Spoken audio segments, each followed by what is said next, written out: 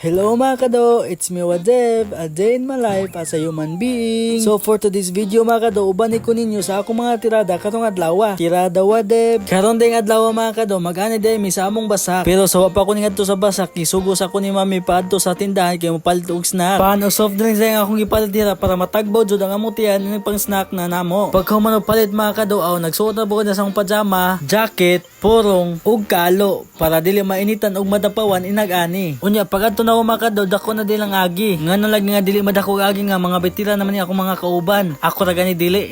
Pero bisan og dili ko betiran aw laban ya punta. Maunang nagtamak-tamak na ko dias kabasakan kay mulaban akong pagpangani. Nagdala na po ko sa akong mga hinagiban, karit og tripod pang vlog. Ug kay ready naman ko aw sugdan na nato ang laban sa atong pagpangani.